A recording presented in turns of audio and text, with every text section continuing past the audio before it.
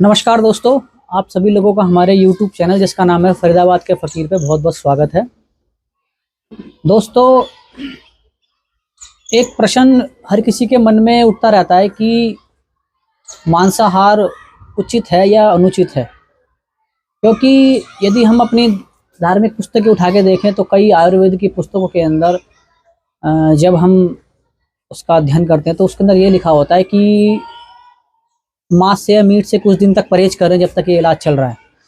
तो इसका मतलब ये निकल के आता है कि मांसाहार शायद पहले के ज़माने में भी लोग अपने भोजन में रखते होंगे। लेकिन जैसे हम अध्यात्म की यात्रा में चल रहे हैं तो उसमें अधिकतर सुनने में यही आया है कि मांसाहार जो है वो उचित नहीं है। अब उचित नहीं है, किस दृष्टि से उचित नहीं है? क्योंकि कई कई बार ऐसा भी देखा गया है कि मांसाहार व्यक्ति भी अध्यात्म की यात्रा में अच्छी ऊंचाइयों को छू लेता है और अच्छी ऊंचाइयों को प्राप्त कर लेता है। तो फिर ये हमारे साथ ऐसा क्यों? तो इसके ऊपर थोड़ा विचार रखेंगे। प्रेमजीत सिरोही जी से पूछते हैं कि मांसाहार कितना उचित है और कितना अनुचित है या अनुचित ही है। तो सर नमस्कार। जी नमस्कार। सर, आज का प्रश्न हमारे पास ये है कि मांसाहार कहाँ तक उचित है या अनुचित है, करना चाहिए कि नहीं करना चाहिए, या फिर जो अध्यात्म के मार्ग में नहीं है उसके लिए उचित है, या जो अध्यात्म के मार्ग में चल रहा है, इस यात्रा में चल रहा है, उसके लिए अनुचित है। थोड़ा सा इस पर प्रकाश डालिए, आपके अपने विचार क्या कहते हैं इसके ऊपर? जी इसमें आप मुझे केवल एक ही बात मुझे समझ में आई अब तक, जो मुझे मांसाहार को गलत बताती है। उसके अलावा तो उसकी पौष्टिकता हमारे शरीर के अनुरूप है कि नहीं है, इस बात की जानकारी तो जो मेडिकल डॉक्टर हैं वही दे सकते हैं जी। जो फूड से रिलेटेड, कि वो हमारी बॉडी के लिए कितना सूटेबल है, कितना सूटेबल नहीं है, क्या है। लेकिन मुझे जो अपने तल से एक बात समझ में आई वो ये है कि मांस तो हम किसी को मार के ही प्राप्त कर सकते हैं, बिल्कुल जी, है ना। जीवित का तो नहीं खाएंगे, हाँ। हम ले नहीं सकते हैं। तो अब चूंकि वो भी जीव है, और अगर किसी जीव को मार के हम अपना भोजन जैसी चीज पूरी करें, जबकि दूसरे विकल्प भी मौजूद है जी, अगर दूसरे विकल्प मौजूद ना होते तब तो ये सवाल मजबूरी हो जाती है। हाँ, तब तो ये सवाल ही पूछना बेकार था। तब तो ये है कि ज्यादा चेतनावान को बनाए रखें कि कम चेतनावान चीज को बनाए रखें। सीधी सी बात है, कम चेतनावान चीज ज्यादा चेतनावान को अगर बनाए रखने में मदद हो रही है तो ठीक है उस दृष्टि से। लेकिन आज जबकि विकल्प हैं हमारे पास और पर्याप्त मात्रा में विकल्प हैं, तो किसी को दुख देकर, किसी की जान लेकर खाना अच्छा नहीं लगता। मतलब ये एक वैसी प्रक्रिया है जैसे आदमी किसी को दुख देके और कोई अपना सुख प्राप्त करे तो उसमें बुरा ही लगता है। ये एक बात मुझे समझ में आती है। इसके अलावा तो मुझे ऐसा कोई पॉइंट नहीं समझ में आता कि जिससे इसे मैं गलत या सही की दृष्टि में रख सकूं। जी। बस केवल इतनी सी बात, चूंकि वो भी चेतन है और चेतन को दुख देना मजबूरी में तो समझ में आता है जब कोई विकल्प ना हो, लेकिन जब विकल्प है तो मुझे उचित नहीं लगता। बस ये एक ऐसी दृष्टि है जिससे वो मुझे लगता है कि गलत बात है मांसाहार का उपयोग करना।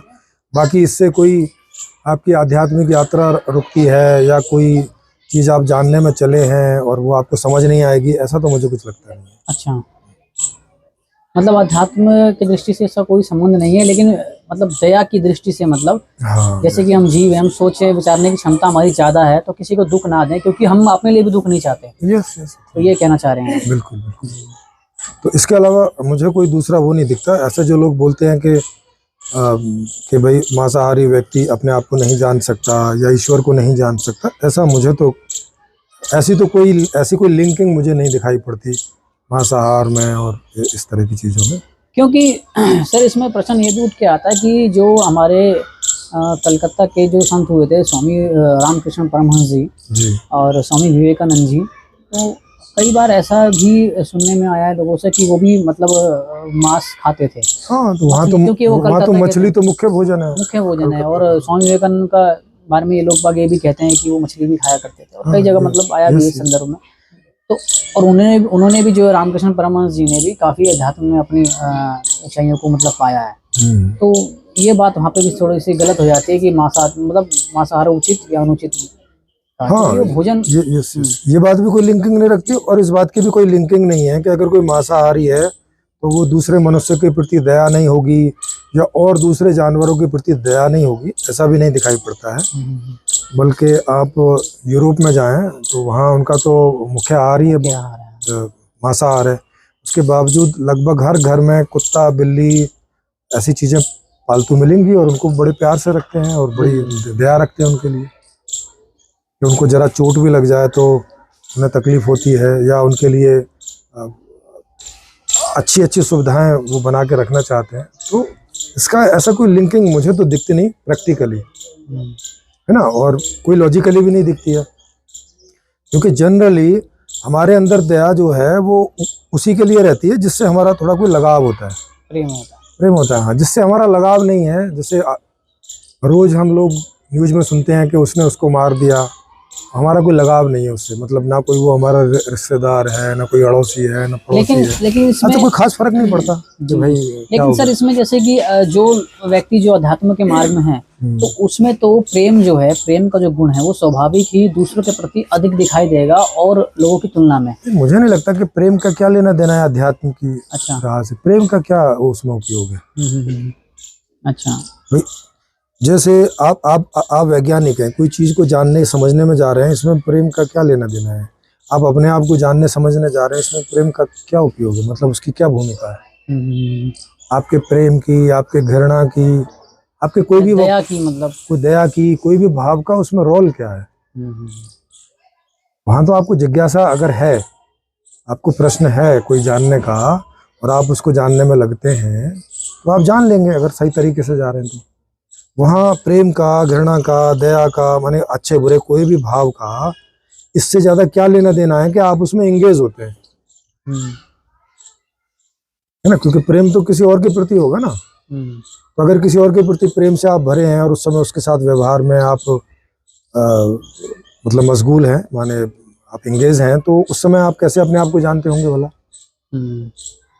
और जब आप अपने आप को जानने जा रहे हैं तो उस समय प्रेम की क्या भूमिका है या दया की क्या भूमिका है उसमें। लेकिन जैसे हमारे साधु संतों ने मतलब इस के ऊपर थोड़ा प्रकाश डाला है कि जो व्यक्ति मतलब अध्यात्म की यात्रा जो कर रहा है, जो साधक है, उसे मतलब और जो अच्छी साधना पे मतलब तल पे पहुंच गया, उसके अंदर दया का जो गुण है वो ज़्यादा विकसित हो जाता है। मुझे नहीं लगता है इसका इससे कोई लेना देना है। अच्छा। वो सुनते सुनते ऐसा, क्योंकि देखो आदमी ईश्वर को जानने चला है, खुद को जानने चला है, तो उसे इतना तो पता चलता ही है कि मैं एक ऐसी चीज, अगर कोई जो लोग जान पाए, जो नहीं जान पाए उनकी बात नहीं कर रहा, तो उनको इतना पता चलता है कि भाई हमें दुख दर्द होता है। जी जी जी। और दुख दर्द कोई अच्छी बात है नहीं, ये भी पता चलता है। तो इस वजह से वो औरों को दुख दर्द नहीं देना चाहता, इतनी सी बात है बस। तो वो इस बात को चुनता नहीं है। अच्छा। इस नॉलेज की वजह से, इतनी सी बात है ना बस। लेकिन ऐसा करके नहीं है कि इसकी वजह से वो खुद को जानने से वंचित रह जाएगा। तो ये उसका एक स्वाभाविक एक प्रकटन होता है। जैसे माँ बाप का अपने बच्चे के प्रति एक स्वाभाविक प्रकटन है कि अगर वो उसको किसी दुख तकलीफ में देखता है तो उसकी दुख तकलीफ दूर करने लगता है। ऐसा थोड़ी है कि वो कोई आत्मज्ञानी है इसलिए कर रहा है। अच्छा, हाँ जी जी जी। उसका उससे लगाव है और उसको कोई दुख होगा तो वो दुख इसे दुखी करेगा। तो अपने आप को तो कोई दुखी करना नहीं चाहता। तो वैसे ही कोई आदमी अगर चेतना के ज्ञान को उपलब्ध होता है तो वो इस बात को समझता है, जानता है कि कहीं कोई भी चेतना होगी और उसको कोई भी प्रतिकूलता होगी तो वहाँ उसको दुख पैदा होगा। तो कम से कम वो अपने लिए तो ये मार्ग नहीं चुनेगा कि मैं उसको दुखी करके अपना कोई खाना इत्यादि प्राप्त करूं। लेकिन कभी उसको कोई मजबूरी पड़ जाएगी तो ले भी लेगा, क्योंकि अब दोनों में से एक ही जिंदा बचेगा। तो कई बार स्थिति ऐसी बन जाती है लोगों की, मतलब बीमार पड़ जाते हैं और डॉक्टर लोग भी बताते हैं कि मतलब आप मांसाहार करिए, मतलब तो हाँ ये सिर्फ कोई भी मजबूरी माने ऐसी पड़ जाए कि या तो अब आप जिंदा बचेंगे और या तो आप उसको जिंदा बचा लीजिए जिसको खाने की बात हो रही है। तो वहाँ मैं तो यही कहूँगा कि जो कम चेतनावान जीव है उसको हटाओ, जो ज्यादा चेतनावान चीज है उसको बचाओ। मतलब एक मजबूरी की स्थिति में। लेकिन हाँ, मजबूरी की स्थिति में, क्योंकि हमारे पास विकल्प और भी हैं। हाँ विकल्प है, बहुत साधन है भोजन के। जब तक विकल्प है तो मुझे केवल यही एक दृष्टि है कि दूसरे को दुख किए बिना अपना जीवन जितना संभव हो उतना चलाना चाहिए। यही एक दृष्टि मुझे, जितना भी अब तक ज्ञान प्राप्त हुआ है उससे मुझे ये दृष्टि मिलती है। बाकी की दूसरी जो चीजें हैं वो और दूसरी, क्योंकि साधु संत ऐसा नहीं है कि केवल एक ही दृष्टि से बोलते हैं, वो हो सकता है सामाजिक दृष्टि से बोल रहे हों कि भाई किसी को दुखी करके कुछ पाने के लिए क्या जरूरी है, अगर कोई दूसरा विकल्प मौजूद है तो, है ना जी। अगर सामने रोटी चपाती और वो सब मौजूद है तो फिर किसी जीव को मार के खाने की क्या आवश्यकता है। जी। और यदि जैसे हम किसी जीव को मारते भी हैं, सपोज दैट, जैसे आजकल तो चलो मांस दुकानों में मिल जाता है, लेकिन यदि दुकानें नहीं होती मांस की, और यदि हम खुद भी अगर मांसाहार भोजन खुद मतलब प्राप्त करने जाएं, तो किसी जीव की अगर हिंसा करनी पड़ेगी तो हमें सबसे पहले अपनी दया खत्म करके, उस ज़्यादा क्रोध करके मतलब उसे मारना पड़ेगा। तो कहीं ना कहीं नहीं, क्रोध भी, हाँ लोग उसको भी एज इट इज ले लेते हैं। देखो जैसे कुरान में आप जाएंगे जी, तो कुरान में ऐसा लिखा हुआ है कि ये जो दूसरे जीव जगत है ये भोजन ही है। अच्छा, मनुष्य के लिए, मनुष्य के लिए। अच्छा, तो अब कुरान को जो मानने वाले लोग हैं, क्योंकि वो बचपन से वही चीजें सुने आते हैं, हाँ। तो उनको ये ऐसा ही लगता है जैसे हमें सब्जी रोटी तरकारी हमें लगती है और हम बड़े आराम से खा लेते हैं। हमारी दया पर ना कुछ उसका अच्छा असर पड़ता है ना कुछ खराब असर पड़ता है जी। तो वैसे ही वो इनको भोजन समझ के ही खा लेते हैं। तो उनके अपनी जो दया है उस पर कोई असर नहीं पड़ता, ना नेगेटिव ना पॉजिटिव। तो ये वाली बात तो मान्यता से ज्यादा,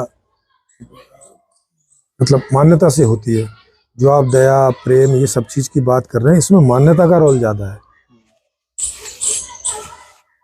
है ना। जैसे पुलिस वाले अपराधी को बड़े आराम से गोली मार देते हैं बिना किसी मतलब दया नहीं आते, है ना। और एक सिपाही जो देश का सिपाही है वो दूसरे देश के सिपाही को आराम से गोली मार देता है ना। उसको ये सवाल नहीं खड़ा होता कि इसको गोली मार के मेरी दया खत्म हो जाएगी। ऐसा होता है क्या? नहीं, ऐसा नहीं। उसकी दया जितनी बनी रहती। तो ये डिपेंड करता है कि क्या कॉन्सेप्ट आपने लिए हुए हैं इन चीज़ों के प्रति। तो कॉन्सेप्ट की बात है, अगर आपकी मान्यता ऐसी है तो नहीं होता। वो उल्टा वो गर्व महसूस करता है, उल्टे उसको मेडल मिलते हैं और वो गौरवान्वित महसूस करता है। उसका सारा खानदान, उसका पूरा गांव, उसका पूरा शहर गौरवान्वित महसूस करता है कि हमारे यहाँ के एक आदमी ने दूसरे देश के एक आदमी को गोली मार दी, जान से मार दिया, चाकुओं से गोद दिया उसको। तो ये काम तो क्रूरता भरा ही है। काम में जब उसने गोली मारी होगी कोई दया करके तो मारी नहीं होगी कि चलो मैं इसको दया की वजह से मारना चाह रहा हूँ, करुणा की वजह से ऐसा तो कुछ मारा नहीं होगा। पर ये करने से, क्योंकि इसके पीछे कॉन्सेप्ट उन्होंने ऐसा रखा है कि देश की सुरक्षा कर रहा हूँ मैं, तो वो ये वाले कॉन्सेप्ट की वजह से ऐसा कर रहे हैं। उसको भी ऐसा ही लगता है कि मैं इस वजह से कर रहा हूँ, बाकी सारे लोग भी ऐसा ही सोच रहे हैं कि इस वजह से कर रहा है। तो उनकी दया कहीं आड़े आती नहीं इस चीज। ये कॉन्सेप्ट है। तो फिर भी जैसे कि कुल मिला के बात ये होगी, क्योंकि हम हैं मनुष्य जी, मनुष्य कोई कॉन्सेप्ट से चलता है। मनुष्य में इसको मनुष्य बोला इसलिए जाता है कि ये कॉन्सेप्ट प्रधान होता है, विचार प्रधान। विचार की वजह से ही से मनुष्य बोला जाता है। अदरवाइज तो दूसरे जीवों में और हमारे जीवों हम में कोई फर्क नहीं है बड़ा। जितने भी हम में और उनमें फर्क है वो इसी विचार की वजह से। उनमें ये विचार होता नहीं, मनुष्य में ये विचार होता है, इसलिए इसको मन का बोलते हैं। मनु धन अस्य, माने जिसके अंदर मन है, ऐसा एक जीव, तो इस वजह से बोलते। तो ये कॉन्सेप्ट प्रधान है। तो किस विचार से ये क्या कर रहा है इस पर असर उस विचार का होता है, कर क्या रहा है उसका नहीं होता। किस विचार का क्या असर फर्क हो रहा है। हाँ, तो अब जैसे एक डॉक्टर भी किसी का पेट उस तरह लेके या चाकू लेके काट देता है, तो कई बार मर भी जाते हैं लोग। पर उसका विचार वहाँ ये है कि भाई मैं इसे इसकी चिकित्सा करने के लिए कर रहा हूँ, ये विचार है उसका। तो क्या उसकी दया पे कोई फर्क पड़ता है? वो किसी का अंग कोई काट रहा है, क्या उसकी दया पे कोई फर्क पड़ता है इससे कि इसकी दया कम हो जाएगी? भाई साहब डॉक्टर है, डॉक्टर तो दयालु होते नहीं, क्योंकि वो तो कुछ भी काट देते हैं ऐसे ही। ऐसा तो करके नहीं है ना। इवन जिसको हम कसाई बोलते हैं, जी। क्या कसाई अपने बच्चों के प्रति, अपने बीवी के प्रति, अपने माता पिता के प्रति, या जिनसे भी उसका कोई संबंध है उनके प्रति दयालु नहीं होता होगा? बिल्कुल होता होगा। क्या वहाँ वो कुछ भी बात हो गई और ऐसे कट कट कट कट ऐसे कर देता होगा क्या? कि जैसे वहाँ दुकान पे बैठ के बड़े आराम सहज भाव से कट कर देता है? नहीं करता होगा ना। कॉन्सेप्ट की बात है। तो दुकान पे उसके पास ये कॉन्सेप्ट है कि मैं पैसे कमा रहा हूँ, ये भी एक धंधा है, मैं इतने सारे लोगों का पेट पाल रहा हूँ, एक धंधा है बस।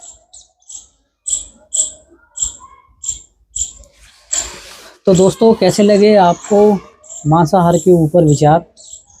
आप लोगों ने यदि अभी तक चैनल को सब्सक्राइब नहीं किया है तो चैनल को सब्सक्राइब कीजिए कृपया करके, और कमेंट सेक्शन में कमेंट करके ये ज़रूर बताएं कि अगला प्रश्न आप लोगों का क्या है। और चैनल को सब्सक्राइब करना ना भूलें। फरीदाबाद के फ़कीर को मिलते हैं दोस्तों अगले किसी अनुभवी संत के साथ। धन्यवाद जी। और मैं आपको बता दूं, मैं एक शाकाहारी आदमी हूँ जी। हाँ, और मैं बाई बर्थ शाकाहारी हूँ। अच्छा। मतलब मुझे उल्टी हो जाती है। अच्छा। जैसे डॉक्टर ने मुझे भी, जब मैं छोटा था तो डॉक्टर ने मेरे माँ बाप को बताया कि वो मुझे अंडा और मीट खिलाएं, अच्छा। क्योंकि मैं जुड़वा पैदा हुआ था, मतलब हम दो पैदा हुए थे एक साथ। अच्छा। अच्छा। जोल्ला जो। तो मेरा शरीर छोटा था, दूसरे का शरीर बड़ा था। अच्छा। क्योंकि जब भी जुड़वा पैदा होते हैं ज्यादातर ऐसा होता है कि एक थोड़ा हेल्दी होता है, एक कमजोर होता है। तो उस वजह से मेरी वो कमजोरी, काफी समय उन्होंने मेरे दिल में छेद वगैरह कुछ ऐसा बताया था, तो उसको ठीक करने के लिए उन्होंने इनको यही कहा था कि इसको अंडे और मीट वगैरह खिलाओ। तो ये बताते हैं, मुझे तो उतना याद नहीं है, बताते हैं कि हमने जो है खिलाने की कोशिश की और वो मैं खाते ही उल्टी कर देता था। अंडा भी मुझे नहीं अच्छा लगता था। बड़े होके तो मैं जानता हूँ कि मुझे अंडे की स्मेल और जहाँ कहीं मीट बन रहा हो उसकी स्मेल अच्छी नहीं लगती। मुझे वो वॉमिटिंग होती है उससे। तो मेरी नेचर ही ऐसी है कि मैं चाहूँ भी तो नहीं खा सकता। वैसे ही जैसे वेजिटेरियन में भी कई ऐसी चीज़ें जो मुझे अच्छी नहीं लगती, स्वादिष्ट नहीं लगती, मैं नहीं खाता उनको। तो मैं मीट को बाई नेचर मैं ना खाता हूँ ना खा सकता हूँ। मतलब नाक बंद करके कुछ ऐसा करके, कभी मजबूरी हुई तो अलग बात है, नहीं तो मैं नहीं खा सकता। तो ये मेरी प्रवृत्ति ऐसी है। पर मैं अगर नहीं खाऊंगा तो उसके पीछे केवल एक यही वजह रहेगी कि मैं किसी को दुखी करके अपना कोई सुख प्राप्त नहीं करना चाहता। ऐसा कॉन्सेप्ट है मेरे पास, ऐसी इच्छा है मेरी जी। तो दोस्तों, चैनल अगर अभी तक आप लोगों ने सब्सक्राइब नहीं किया तो सब्सक्राइब कीजिए। जल्दी मिलते हैं आप लोगों से अगली वीडियो में। धन्यवाद।